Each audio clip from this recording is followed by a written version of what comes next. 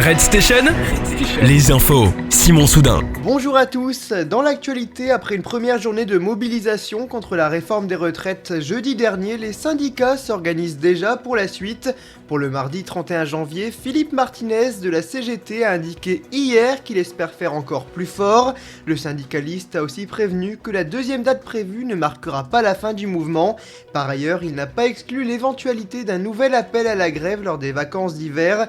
De son côté, Jean-Luc Mélenchon souhaite que les syndicats organisent une manifestation un jour de week-end.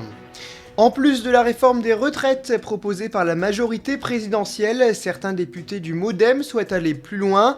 Ils proposent de revoir à la hausse le temps de travail hebdomadaire. Des membres du parti de François Bayrou souhaitent que les Français travaillent une demi-heure de plus. Selon eux, cela permettrait d'apporter des financements supplémentaires. Cet amendement doit être présenté en Conseil des ministres aujourd'hui. Interrogé sur ce sujet, le porte-parole du gouvernement, Olivier Véran, s'y est montré opposé. Dans l'actualité judiciaire maintenant, le procès des parents des enfants maltraités de Noyelles-sous-Lens s'ouvre ce mardi.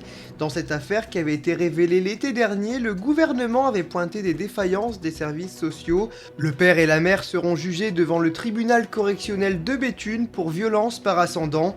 8 de leurs 10 enfants avaient subi des négligences dans l'hygiène, mais aussi des violences psychologiques. En ce qui concerne le Parti Socialiste, un second décompte des voix a eu lieu. Selon la commission de recollement, le résultat donne vainqueur comme à l'origine le candidat sortant Olivier Faure avec 51,09% des suffrages. Pour rappel, la nuit suivant le vote, Olivier Faure et Nicolas Maillard-Rossignol s'étaient exprimés en se disant élus. Un nouveau comptage des voix s'était alors imposé, mais malgré un nouveau décompte ce week-end, le maire de Rouen refuse toujours de reconnaître sa défaite. Dans un communiqué, il a indiqué, je cite, « Nous appelons à la raison ceux qui imaginent qu'une solution de passage en force est envisageable. » Et on termine avec un mot de sport. Hier, le Sporting Club Hazebrouckois a affronté l'équipe de Lone Plage. C'est le SCH qui a remporté la victoire 1-0. Pour l'instant, l'équipe d'Hazebrouck est en première position au championnat de R1. Voilà pour l'actualité, bonne journée à tous, à la semaine prochaine.